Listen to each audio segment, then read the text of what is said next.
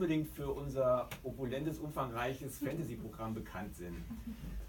Das liegt einfach daran, dass wir tolle Kunden haben. Und eine tolle Kundin ist Ylva von Loenalsen. Sie wird nachher ein bisschen mehr noch erzählen. Sie ist halt großer Ted Williams-Fan und hat halt eben dafür gesorgt, dass die Veranstaltung heute hier stattfindet. Dafür vielen herzlichen Dank.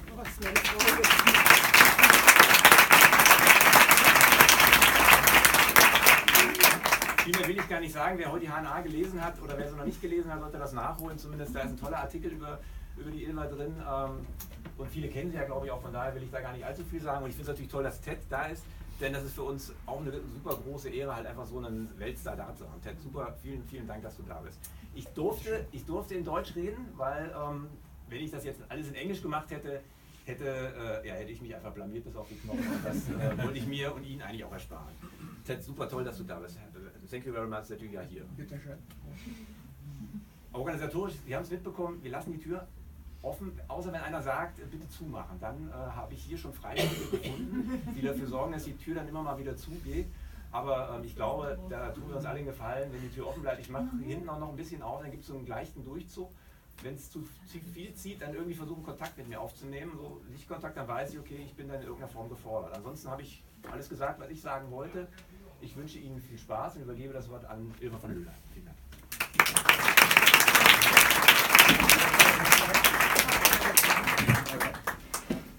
Ja, schönen guten Abend. Ich freue mich, ich mach's doch mal mit dem Mikro. Ich freue mich total. Ist das an das Mikro? Ja, okay. Dass wir heute Abend hier sind in meinem Lieblingsbuchladen mit meinem Lieblingsschriftsteller. Der Abend wird so verlaufen, erst liest Ted ein Stück aus dem neuen Buch, die Hexenholzkrone, dann lese ich ein Stück und dann haben wir noch Zeit für Fragen und Antworten. Wer mag und in der Lage ist, die auf Englisch zu stellen, möge das natürlich gerne tun. Wer aber eine Frage hat und sagt, entweder ich traue mich nicht oder auch ich kann es nicht, darf gerne auch auf Deutsch fragen und ich übersetze das dann und die antworten auch ein bisschen, aber so gut mein Englisch ist, ich bin keine Übersetzerin und deshalb alles zu übersetzen würde echt vollkommen meine Fähigkeiten sprengen, aber mein Mann nimmt alles, was wir heute Abend hier passiert, auf und es wird auf YouTube kommen und dann machen wir auch eine deutsche Übersetzung drunter. Also für alle, die nicht alles verstehen, könnt ihr das in 1-2 Wochen über Teds Webseite www.tedwilliams.com dann nochmal nacherleben und komplett verstehen. Genau. Mehr will ich erstmal gar nicht sagen. Welcome, dear. Please. Oh, so we're jumping No, right in? yeah, well, as you like it. That's fine. I just kind of zoned out for a moment because I was cleaning my glasses. So, Okay, yeah, I just should I told maybe them. sit here while I'm reading so Yeah, I can sure. use the microphone? Although I can project to the back of the room, but you know, it's easier to read if I don't have to Yeah. do my full, switch that on kind of. All right. So, all right, there we go. I need these. I'll take mine off. For Okay, that's very good. Thank you all for coming out. Herzlich willkommen. It's lovely to see you all. And thanks again to Ylva for helping out. And obviously Michael and Nadine for such a lovely store and for having and hosting us all tonight. I am going to read a section from the new book, as mentioned. It's a fairly long section, so do me a favor, when you decide to walk out on me, please crawl quietly to the door. Thank you. The section that I am going to read, I will have to give you a little explanation. So, the characters here, the main character is Morgan. Morgan ist ein Prinz. He is the grandson of the two main characters from the earlier series of books from back in the past. Those Simon and Miriamel, who were the main characters of Der Drachenmeinton and those books. And Prince Morgan is their grandson. He has not embraced maturity. Let us say it that way. He is not yet fully adult. He is about 17, yeah, right? Yeah. See, I have to ask Ylva. He is about 17 years old. He and the king and the queen, his grandparents, have been on a long royal progress up into the far north to Rimmersgard. And while they are there, he and 3 of his friends, who we will meet very briefly, Astrian, Ylvs, and Porto, are basically, instead of doing all the boring royal things, they are drinking in a tavern. Morgan, unfortunately, has a bit of a habit at this point as a young man. And he and his friends are in a tavern drinking. But Morgan has gone outside to, as we would say in English, to moisten the wall. I don't know if you want to translate that or not. No? Die Wand nass zu machen, genau. Er ist nach draußen gegangen, die Wand nass zu machen. So while he is out there, he has met his grandfather's dearest friend, who is the troll, Binabik. So the thing you must understand about trolls is they are very small. These are not trolls like in the Scandinavian legends, the Norse legends, the big monster trolls. These are very small people. So he has just run into, in a very embarrassing way, of course, because Morgan is a little drunk, this friend of his grandparents. Even worse, though, his friend of his grandparents is going to stick him with another troll to entertain. He is going to have to take charge of entertaining this other troll. So that's what's happening. He's outside the tavern when he meets with Binabik.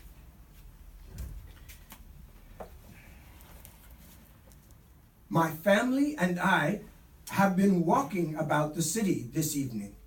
Oh, I can't tell you about that because that will spoil it. Never mind. Said Binabik. Your grandmother, the queen, had worried that we would be abused by the people here, because for long years these folk and mine were being each other's enemies.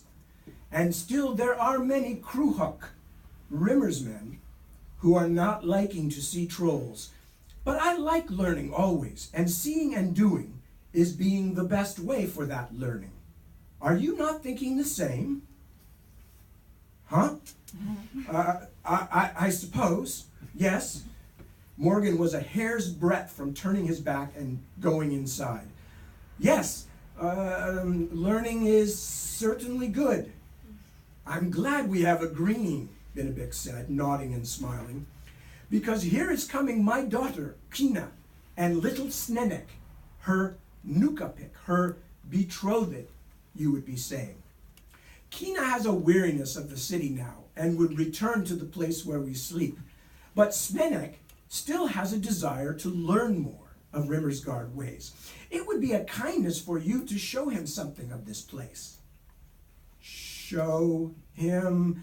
Yes, Prince Morgan, this place where you and your friends are resting and eating would be something he would like, I think. Little Snenek is loving to join in such pastimes and is considered very skillful at singing, games, and contests. Binabik must have seen the expression of horror on Morgan's face, because he quickly added, "Or you are not to be fearing. Snenek has coins of his own." And here they are coming to us now. Binabik turned and waved to a pair of figures approaching through the narrow, night-dark street. Both were dressed in thick hide jackets, and both seemed small to Morgan, although one was much smaller than the other. The troll's daughter, he guessed. He could tell by the curve of her hips and an indefinable something in her round face that the smaller one was female. Morgan had seen dwarfs in Urchester, mostly with troops of traveling players, but trolls seemed to be different. They were stocky and short-legged, but otherwise their proportions were more like that of other folk. The troll's daughter had a pretty face with almond eyes and smooth tan skin, and she was even shapely as far as could be told under such heavy garments. but she stood no higher than Morgan's own little sister Lilia. By contrast, the top of the young male troll's thatch of black hair reached almost to Morgan's breastbone. "Ah, Kina, my daughter, you are here," said Binnabik. "Come and greet Prince Morgan. And this fellow is being her friend, little Snenik." "It does pleasure to meet you, Highness Morgan." Kina crossed her arms before her chest in a gesture Morgan didn't understand. Was she bowing, or did it mean something else? He was still dizzily full of juniper-scented ale, and seemed to have missed his chance to flee. So he gave her a sickly smile and nodded and mumbled the sort of thing he did when he was talking to people he didn't know, but his grandparents were watching. Little Snenek did not look particularly odd to be meeting a prince of the high royal household, but crossed his arms the same way Kina had, bobbed his head like a quail, and announced, "Ah, of course, this is a momentous meeting." Morgan had no idea what that meant either. As Binnabik spoke rapidly in the troll tongue to the new arrivals, the prince cast his eyes desperately toward the alehouse door, hoping one of his friends might come out to look for him. He felt a small, cool pressure on his hand and looked down to see that Kina had removed her glove and was squeezing the tips of his fingers. He said rather helplessly. "I taught to her the handclasp of friendship that you Utku, lowlanders, as we say in Yitanuk, are using," Binnabik explained.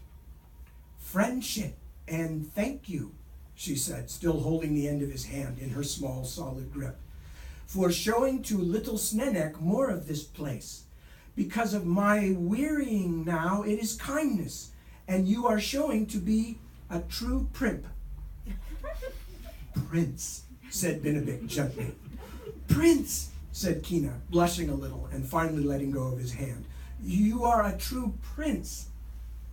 Escape impossible, and all other resistance now thoroughly dismantled, Morgan could only wait as the young troll woman rubbed cheeks with her betrothed, then followed her father back down the long street in the direction of Ylvs Castle.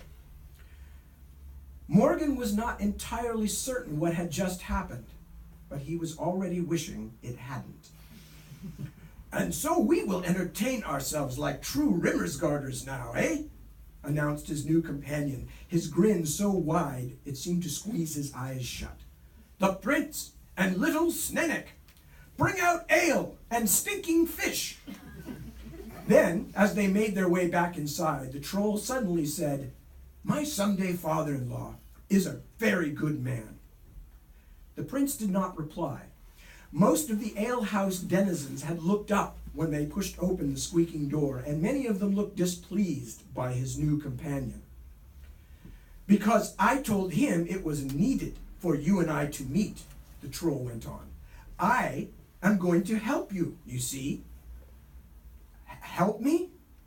By the love of all the saints," Morgan wondered, how far back into this poxy place were his friends sitting? Surely he hadn't traveled such a distance on the way out. "How are you going to help me?" "As I told my father-in-law to be, I will help you to find your destiny, just as he was doing for your illustrious grandsire, the King Simon." The prince made a firm decision to ignore everything this little moon-mad creature said from that point onward. Also, his grandfather's tiny friend Binnywick had deliberately picked Morgan out for this suffering, and he would neither forget nor forgive. Ylvs was right. Little people can't be trusted. "And who is your new companion?" asked Porto, when Morgan finally discovered the table of his friends in the opposite dark corner from the one in which he'd been searching. The old knight squinted. "He has not the look of the Rimmersgarders I've seen. One of their country cousins from up north. This is..." Morgan couldn't precisely remember. "Snonek? Or is it Nonek?" "Snenek," the troll said. Little Snenek they are calling me, because it was also the name of my father and grandfather. Astrian was plainly delighted to meet someone shorter than he was. No neck it is. And what will you have to drink, Sir No Neck?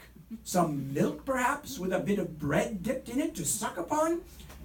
Snenek smiled a polite, yellow-toothed smile. Not a child. I am Kanuk. No Neck? The Kanek! Astrian crowed.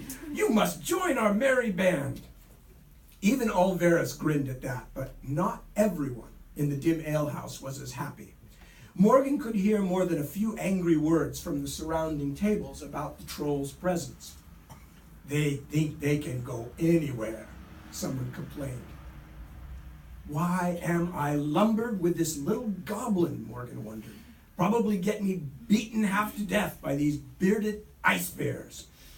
He couldn't completely remember what other wrongs had been done to him today, but he felt certain that this was only the most recent of many. Give him something to drink, Porto, and for God's sakes, be quick. The old knight poured a bowl for the new arrival, but stared at little Snenek so intently that he spilled more than he poured. Sir Ylvs watched mournfully as it puddled on the splintered table. I've seen your kind, Porto said at last as he pushed the ale toward Snenek. Trolls. Your folks met us on the road back from Nakiga and the Norns. It was obvious many people in the alehouse were listening because a fresh round of whispers began at this word, although not so obviously hostile this time. Snenek nodded. True, our herder and huntress had sent them to help the fighting against the Norns, but they came after the siege was ending. But we would have come to fight the Hikkadaya. Hikkadikadik says no neck from Ikanek, said Astrian a bit too loudly. He was unusually drunk. And why would they send such as you to fight the Norns?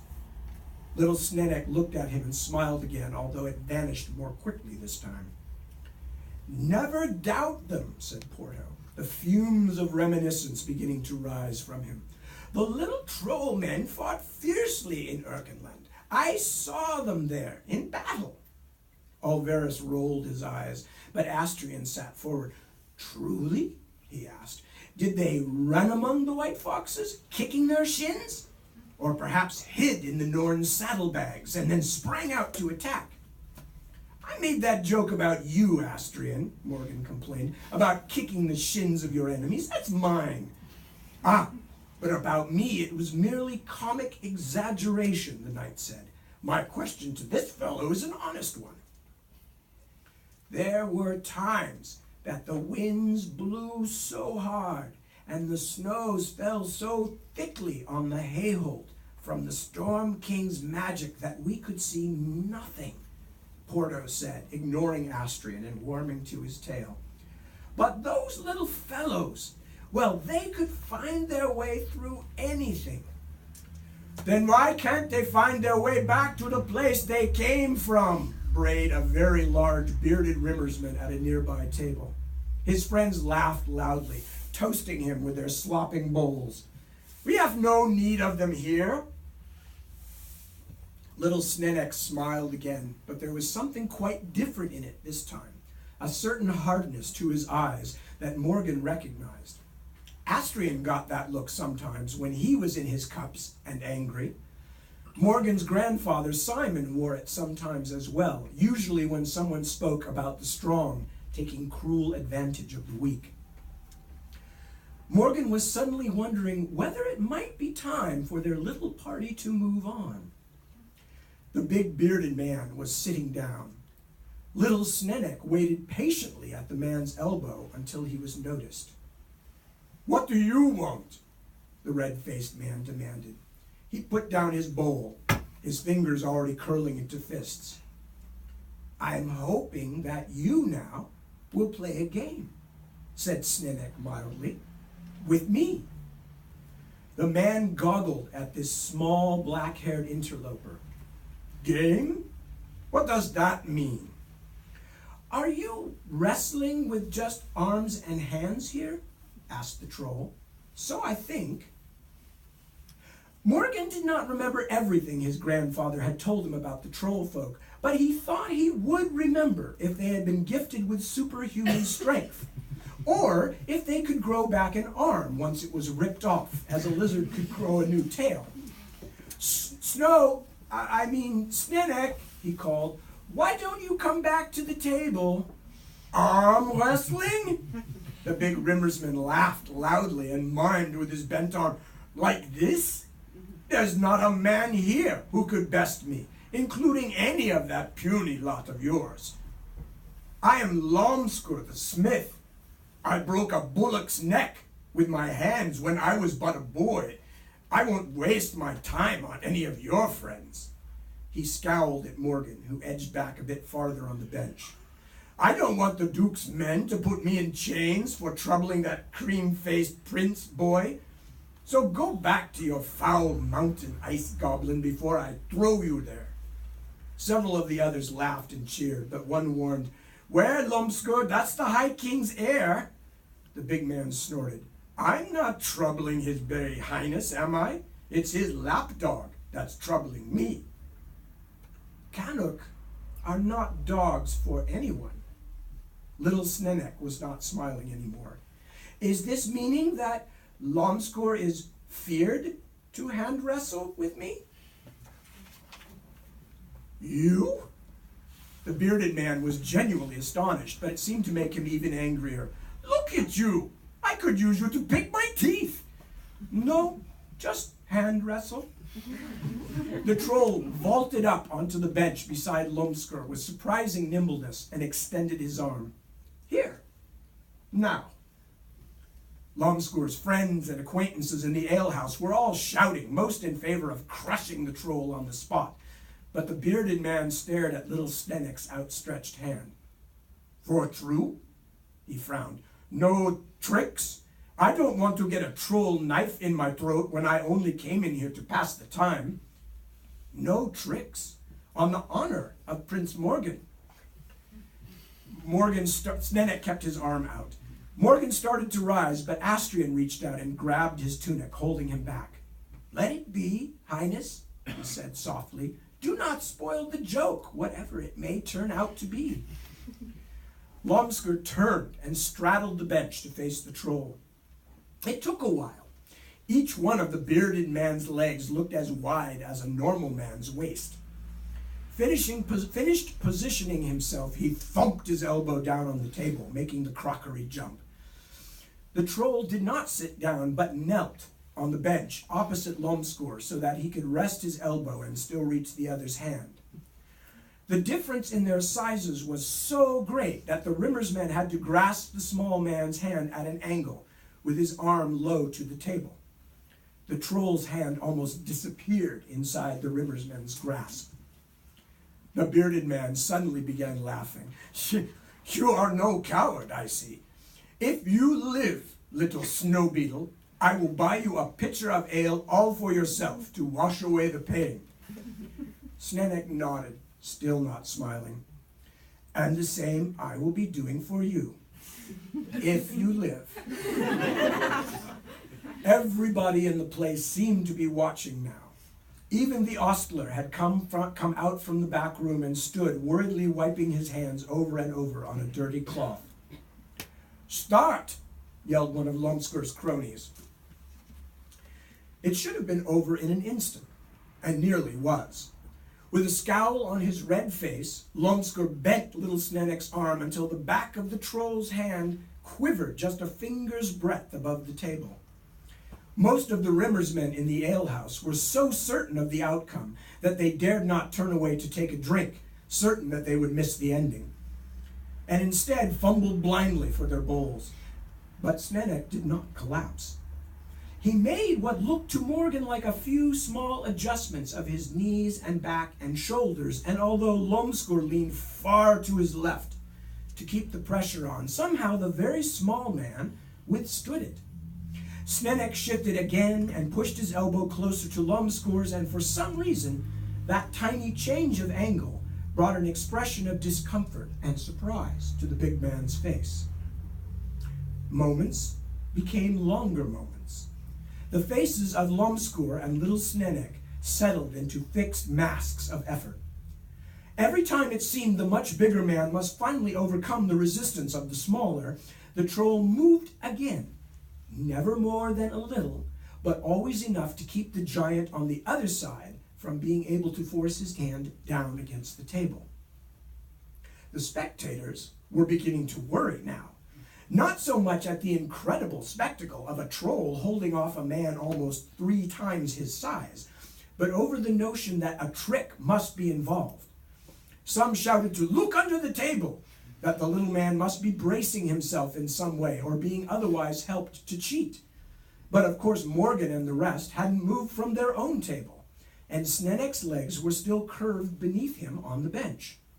The whole thing seemed a sort of magic, and more than a few of the drinkers looked around with superstitious alarm, as though the sequel might be a Norn raiding party, or a dragon, or some other legendary menace crashing through the door.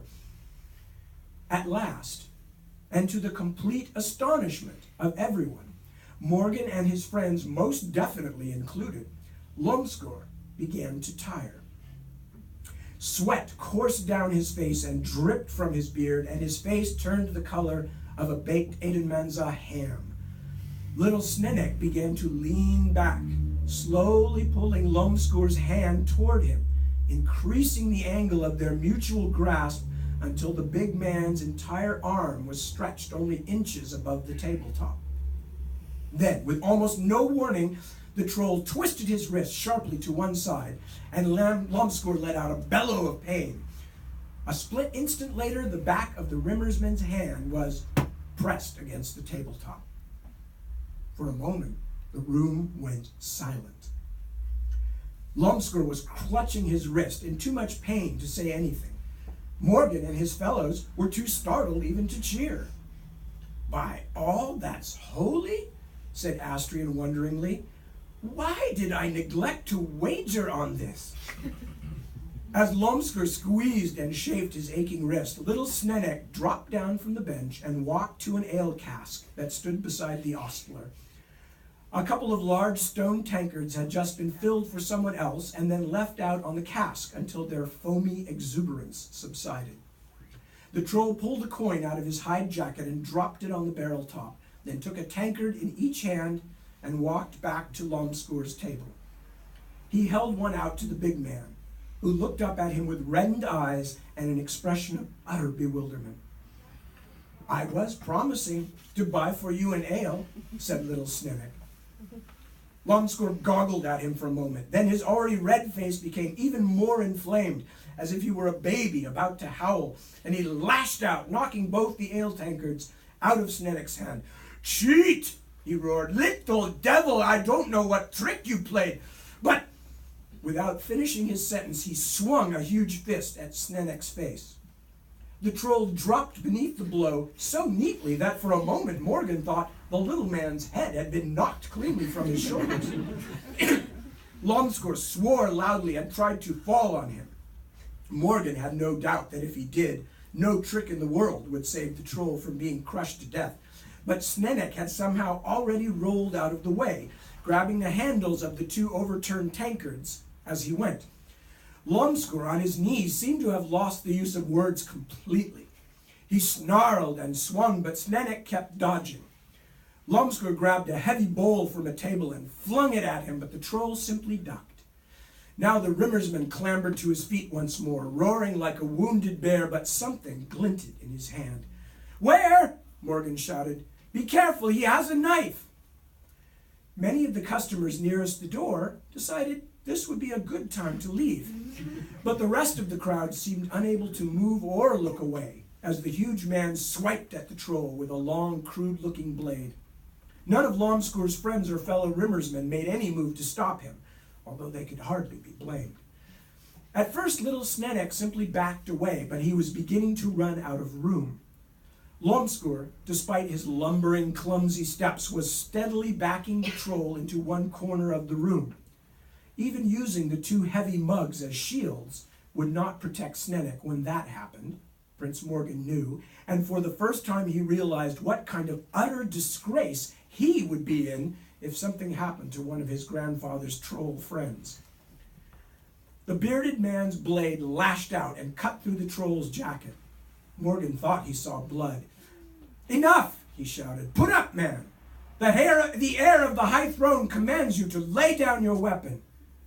But Lomscoor, if he even heard, was too far gone in rage now to care about princes.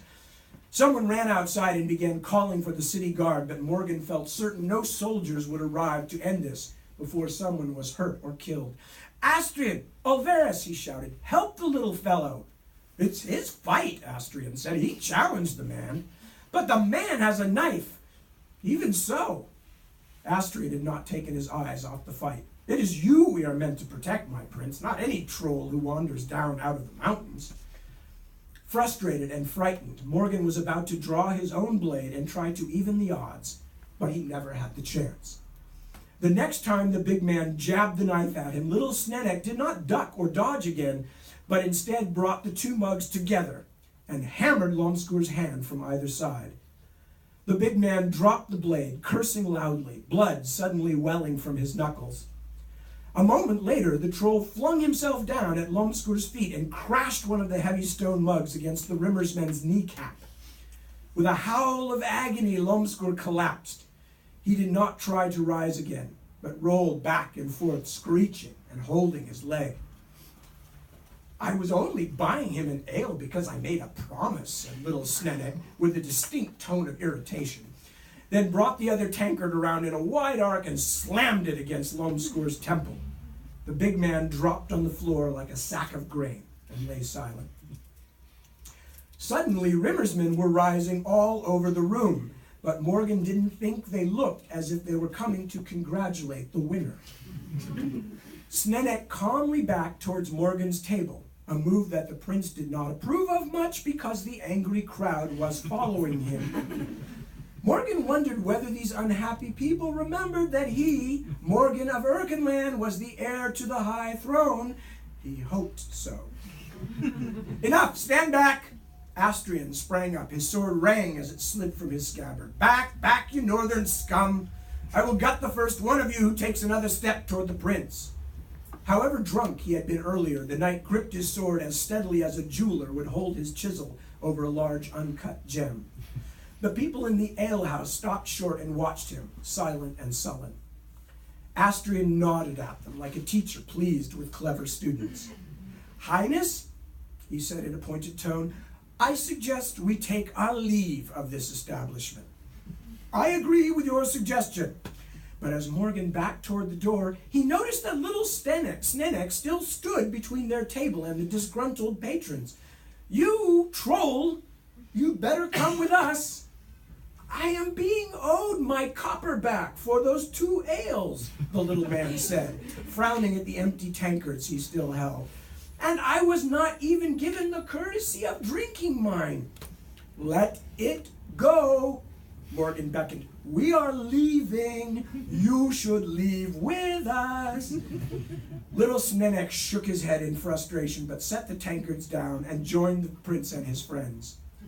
Porto and Ylvs had their blades out now too. Nobody opposed them as they backed out into the narrow street and slammed the door behind them. "Goodness," said Sir Porto. "They have not changed much since I was a young man, these Rimmersgarders." "When you were a young man," said Astrian, sheathing his blade, "the Rimmersmen were still in the lost west." "But how did you do that?" Morgan asked the troll. "How did you beat that big lout?" The little man shrugged. "No tricks. It is like stick fighting. Balance. That is the story to tell. And another word that I am not knowing, but it means changing the strength of the pulling and the direction. Feeling what the other man is doing. No tricks, no secret. With only a small effort, I can be teaching it to you. I have much to teach you, Prince Morgan. We will be famous friends." Morgan stared at him. "You keep saying things like that. What on the wide green earth are you talking about? We have only just met." "I am fated to be your companion, Morgan Prince. The troll nodded vigorously. This I feel certain to be true, and I have the blood of a singing man in me. That is what I will be one day, and because of it I have knowing of things. He bobbed his head again, as if this stream of nonsense proved something. Dear God, no, said Astrian, amused. If you're his companion, the prince wouldn't need us anymore. What would Ylvs and I do for entertainment? But we will allow you a temporary apprenticeship in our noble guild, Sir Ogresbane, as long as you have enough of those coppers to keep us in drink. Do you approve, Ylvs, Porto? What? Said Porto. I beg pardon, your highness, but there are some men coming out of the tavern behind you, several of them. And is that the city guard they are waving to? Sadly, there are urgent matters that require our attention elsewhere, Astrian declared, and led them off into the dark streets. They had a long walk back to Elbertsala Castle. As he grew more sober, Morgan began to feel sickly certain that his grandparents would hear about this latest fuss. And of course, by the time they did, he had no doubt it would all have somehow become his fault. But what did I do wrong? Nothing. I tried to help grandfather's friend, the famous troll Binny Whatson. Is it my fault he saddled me with a tiny madman? The unexpected sight of that tiny madman lifting a skin bag and squirting himself a mouthful of some liquid chased Morgan's gloomy thoughts away. What is that you are drinking? Little Snedek held out the bag. Try if you wish, Morgan Prince. I am, of course, preferring this to the weak ale those crew hop drink, the troll said. Little more than weasel piss, that is being. Morgan lifted the bag and squeezed a long draught into his mouth. A short time later, Ylvs and Porto helped him back onto his feet, to the hooting sound of Astrian's laughter. Morgan could not speak for a while because he was still wheezing and coughing, but when he finally could, he asked, still with a certain breathlessness, "What is that?" "Kang," said little Snedek. "It has real goodness, huh? And when the brook is coming, the belch?" He laughed. "Oh, but it is burning like fire, like the breath of a dragon. A fine drink for a man's life it is." The troll reached up and patted Morgan on the elbow. "Did you know that my grandfather was fighting beside yours at Seswadra, as the city call it, the famous battle of the frozen lake? My grandfather was killed there. But I am not blaming you for that, Morgan Prince." The troll patted him again, reassuring him. "Despite that sadness, we can be to each other best friends. And now you are to be spending more time with me. You will be learning oh so many useful things." "Just remember always to bring your purse," said Sir Astrian, reaching out to try some kang for himself, "because thirst is an expensive mistress."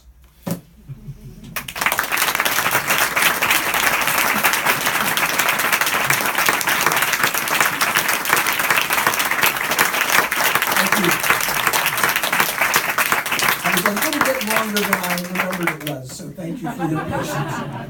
Well, that's awesome.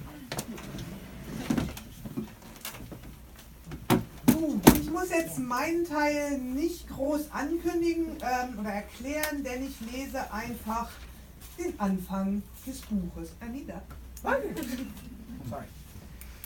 You need this one? Hmm? You need this one? Yeah, because How about that one? it's... That one too? Yeah, all of them. All of them. Der Glorreiche. Die Wände des Zeltpavillons beulten sich und schlugen im stärker aufkommenden Wind. Tiamat fühlte sich wie im Innern einer Trommel. Viele Leute im Zelt versuchten sich Gehör zu verschaffen und über all den Lärm schwang sich die klare Stimme eines jungen Spielmanns auf. Besungen sei das Heldentum des glorreichen Königs Seoman. Verbreitet sei der Kampfesruhm des glorreichen Königs Seoman. Der König sah nicht glorreich aus. Er sah müde aus. Tiamat bemerkte die Falten in Simons Gesicht, die gekrümmten Schultern, als erwarte er einen Schlag. Aber dieser Schlag hat ihn schon vor 7 Jahren ereilt. Tiamat schlängelte sich zwischen Höflingen und wichtigen Amtsträgern hindurch, die sich um den improvisierten Thron des Königs scharten. Es war einer von 2 hochlehnigen Holzstühlen, die, mit den königlichen Farben drapiert, unter einem Banner mit dem roten und dem weißen Drachen in der Zeltmitte standen. Der andere Stuhl war leer. Für einen improvisierten Thronsaal mitten auf einer Wiese in Hernistir, dachte Tiamat, war das allemal passabel. Ganz offensichtlich aber war es der Ort, an dem König Seoman nicht sein wollte. Nicht heute. Das Schwert in seiner rechten Hand, im Herzen schieren Löwenmut. So hielt Seoman wacker stand, als andere flohen der Feinde Wut.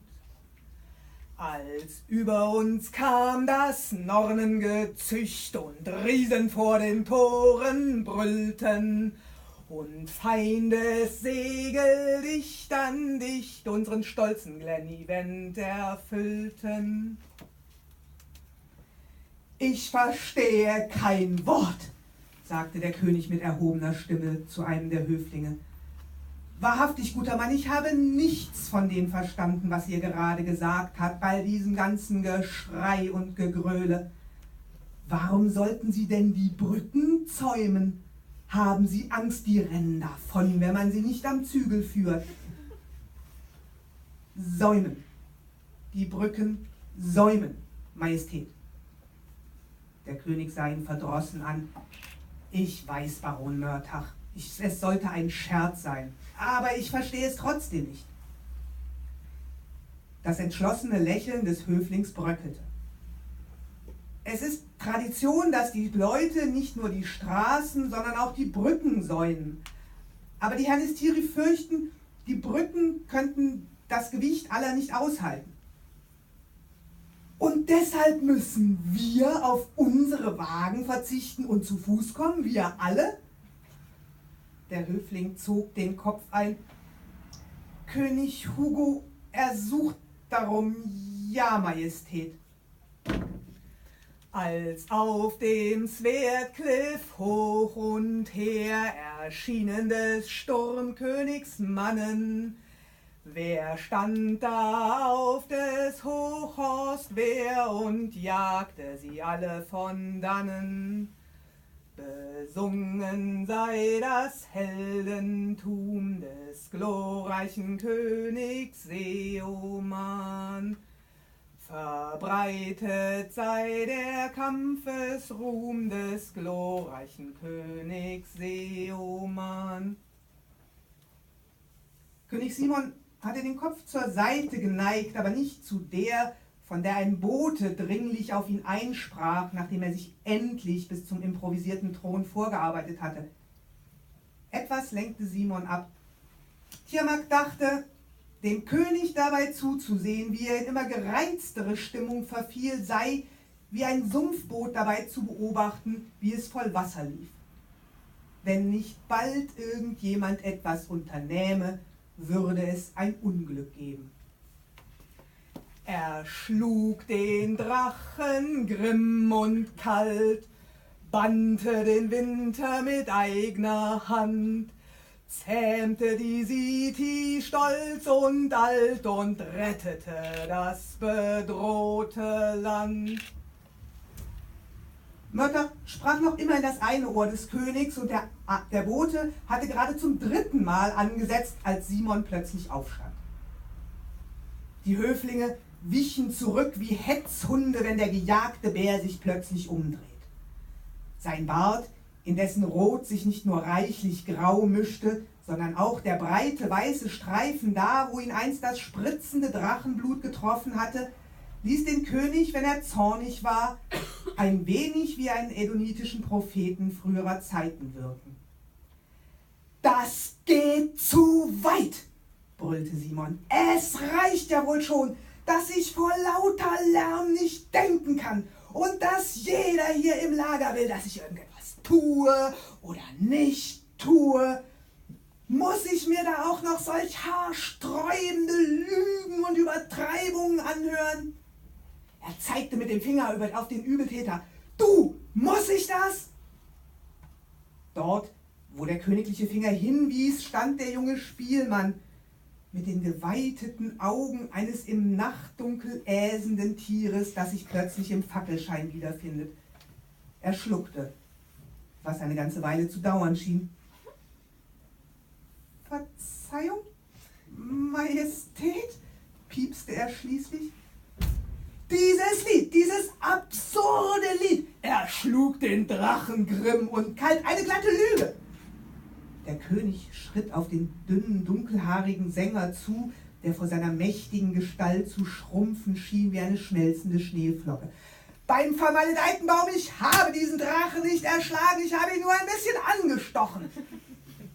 Und ich hatte fürchterliche Angst. Und die Siti habe ich auch nicht gezähmt, Osiris nochmal.« Der Spielmann sah zu ihm auf und sein Mund arbeitete stumm. »Und der Rest ist noch schlimmer, bannte den Winter. Ebenso gut könntest du sagen, dass ich die Sonne täglich aufgehen lasse.« »Aber es ist doch nur ein Lied, Majestät«, sagte der Spielmann schließlich. »Ein sehr bekanntes und beliebtes Lied. Alle möchten es hören.« »Pah!« Aber Simon brüllte jetzt nicht mehr. Es war wie bei einem Gewitter. Nach dem Donner kam nur noch der kalte Regen. »Dann geh und sing es für alle, aber nicht für mich. Oder besser noch, wenn wir wieder auf dem Hochhorst sind, geh zu dem alten Sangvogel und frag ihn, wie es wirklich war. Frag ihn, wie es wirklich war, als die Finsternis des Sturmkönigs über uns kam und wir uns alle vor Angst nass gepisst haben.« Der junge Mann schien verwirrt und ermutigt zugleich. »Aber das Lied ist doch von Sangvogel, Majestät? Er hat es mich gelehrt?« Simon knurrte. »Dann sind eben alle Barden Lügner. Los, Junge, geh mir aus den Augen!« Der Spielmann sah ziemlich verzweifelt aus, als er zum Zeltausgang sich hindurchzwängte. Tiamat fasste ihn am Ärmel und sagte, »Warte draußen auf mich.« Der junge Mann hatte vor lauter Bestürzung kaum zugehört. »Verzeihung?« »Warte draußen, ich hole dich gleich.« Der Jüngling sah ihn misstrauisch an, aber jeder am Hof kannte den kleinen Wranner und wusste, wie nahe er dem Königspaar stand. Der Hafner blinzelte und versuchte sich zu fassen. »Wie ihr befehlt, Herr.« Simon scheuchte bereits die übrigen Höflinge aus dem Pavillon. »Genug, geht jetzt, alle miteinander. Ich kann nicht alles tun und schon gar nicht auf einmal. Lasst mich in Ruhe!« Tiamat wartete, bis die Menschenwelle an ihm vorbei und aus dem Zelt geschwappt war und wartete dann noch etwas, bis der König aufhörte, wütend umherzustapfen und sich wieder auf seinen Thronstuhl fallen ließ. Simon blickte zu seinem Ratgeber auf und seine Miene war leer und unglücklich. »Seht mich nicht so an, Tiamat.« Der König war kaum je barsch zu denen, die ihm dienten und deshalb sehr beliebt. Zu Hause in Erkinland nannten ihn viele den König aus dem Volk oder sogar den König aus der Küche, weil er einst Küchenjunge auf dem Hochhorst gewesen war. Im Allgemeinen erinnerte sich Simon sehr gut daran, wie es sich anfühlte, von den Mächtigen missachtet oder heruntergeputzt zu werden, aber manchmal, vor allem wenn ihm der Seelenschmerz so zusetzte wie heute, wurde er übellaunig. Tiamat wusste natürlich, dass diese Stimmung kaum je lange anhielt und es dem König schon bald sehr leid tat. »Ich wüsste nicht, dass ich euch auf irgendeine besondere Art und Weise ansehe, Majestät.« »Veräppelt mich nicht. Natürlich tut ihr das. Diesen traurig weisen Blick setzt ihr auf, wenn ihr darüber nachdenkt, was für ein Strohkopf so ein Monarch doch sein kann. Und der betreffende Monarch bin fast immer ich. Ihr braucht Ruhe, Majestät.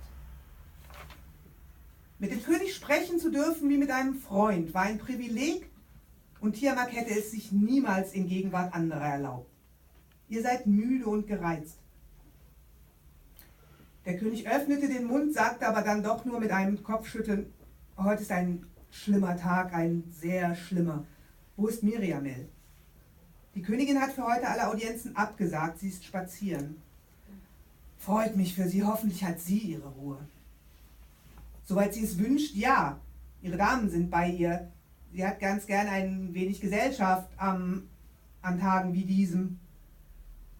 An Tagen wie diesen wäre ich gerne mit Binabik und seinen Leuten auf einem Berg in den Trollfjells, wo man nichts sieht als Schnee und nichts hört als den Wind.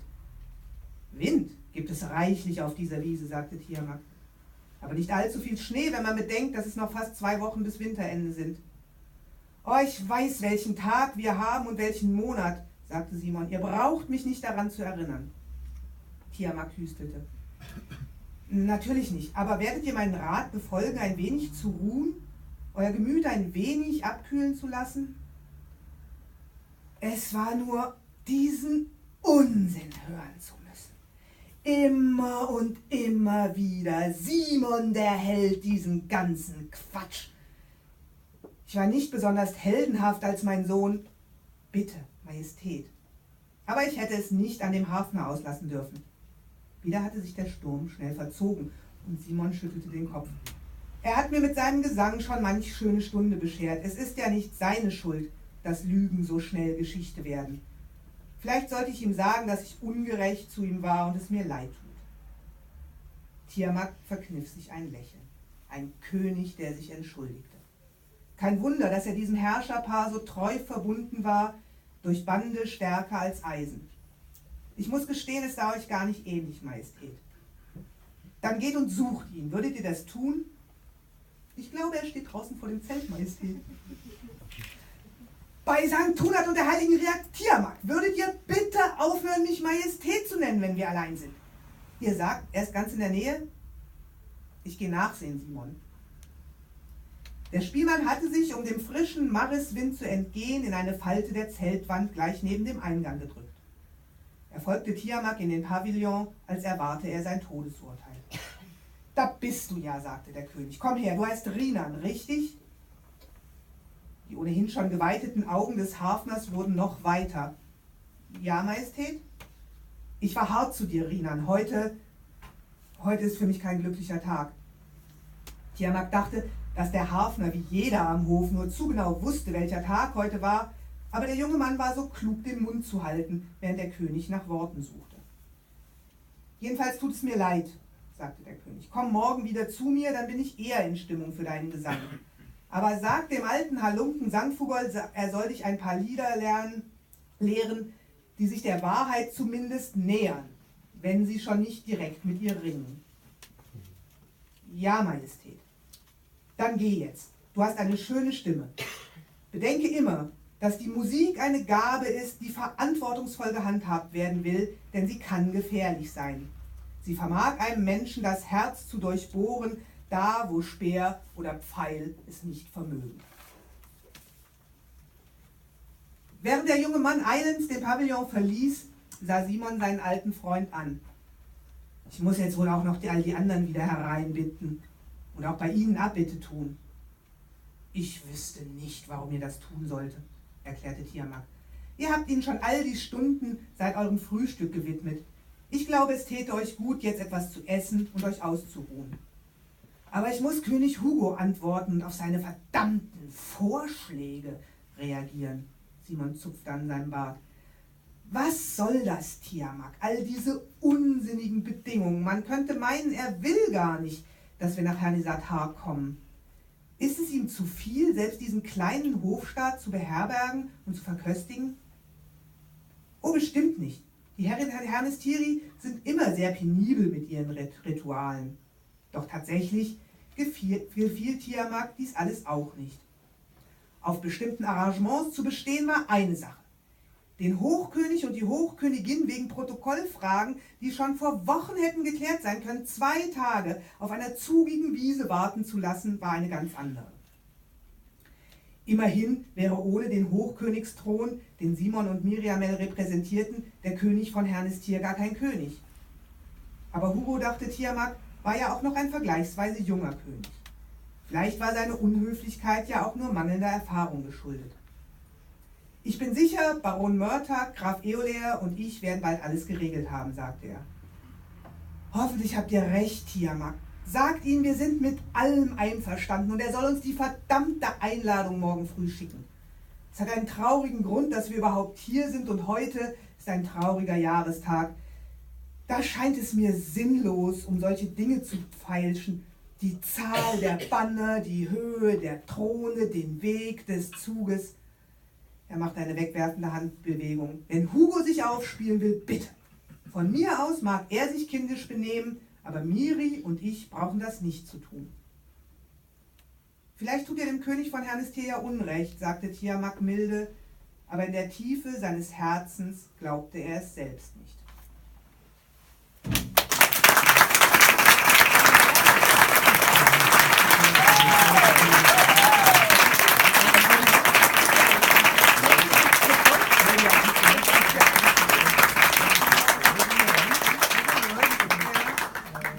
Yes, I think I have. Yeah, I'd very much like to see you all again. Lovely job. Gut, dann.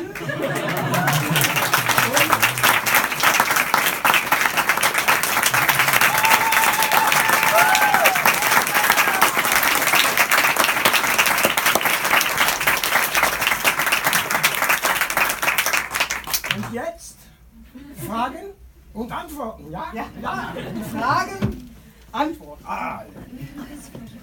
So. Haben wir ein zweites Mikro zum Rumreichen vielleicht?